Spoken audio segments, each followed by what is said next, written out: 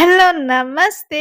ಇವಾಗ ಬ್ಯಾಂಗ್ಳೂರಲ್ಲಿರೋ ಚುಮು ಚುಮು ಚಳಿಗೆ ಖಾರವಾಗಿ ಬಿಸಿ ಬಿಸಿಯಾಗಿ ಮೆಣಸಿನಕಾಯಿ ಬಜ್ಜಿ ಮಾಡೋಣ ಬನ್ನಿ. ಮೊದಲನೇದಾಗಿ ಕಡಲೆ ಹಿಟ್ಟು, ಅಕ್ಕಿ ಹಿಟ್ಟು, ಖಾರ, ಉಪ್ಪು, ಸ್ವಲ್ಪ ಸೋಡಾ ಹಾಗೆ ನೀರಾಕಿ ಮಿಕ್ಸ್ ಮಾಡಿ, ಹಾಗೆ ಮೆಣಸಿನಕಾಯಿನ ಕಟ್ ಮಾಡ್ಕೊಂಡು ಅದ್ರೊಳಗಡೆಗೆ ಸ್ವಲ್ಪ ಉಪ್ಪು, ಚಾಟ್ ಮಸಾಲ, ಖಾರದ ಪುಡಿ ಹಾಗೆ ಸ್ವಲ್ಪ ನಿಂಬೆಹಣ್ಣು ಹಾಕಿ ಅದನ್ನ ಮೆಣಸಿನಕಾಯಿ ಒಳಗಡೆ ಸವರಿ ಕಡಲೆ ಸ್ಟಫಿಂಗ್ ಅಲ್ಲಿ ಅದ್ದಿ ಬಿಸಿ ಬಿಸಿಯಾದ ಎಣ್ಣೆಯಲ್ಲಿ ಬಿಡ್ತಾ ಇದ್ರೆ ಗರ್ಗರಿಯಾದ ಖಾರವಾದ ಮೆಣಸಿನಕಾಯಿ ಬಜ್ಜಿ ರೆಡಿ. ಅದ್ರ ಸ್ಟಫಿಂಗು ಸ್ವಲ್ಪ ಮಿಕ್ಕಿತ್ತು ಅಂತ ಅದಕ್ಕೆ ಮೆಣಸಿನಕಾಯಿ, ಈರುಳ್ಳಿ, ಕ್ಯಾರೆಟ್, ಕೊತ್ತಂಬರಿ ಸೊಪ್ಪು ಹಾಕಿ ಬೋಂಡ ತರ ಹಾಕ್ತೆ. ಕ್ರಿಸ್ಪಿಯಾಗಿ ಚೆನ್ನಾಗಿತ್ತು. ಬಜ್ಜಿನ ಅರ್ಧ ಬೇಯಿಸ್ಕೊಂಡು ಎರಡನೇ ಸಲ ಈ ತರ ಎಣ್ಣೆಗೆ ಬಿಟ್ರೆ ಗರ್ಗರಿಯಾಗಿ ತುಂಬಾ ಕ್ರಿಸ್ಪಿಯಾಗಿ ಆಗುತ್ತೆ.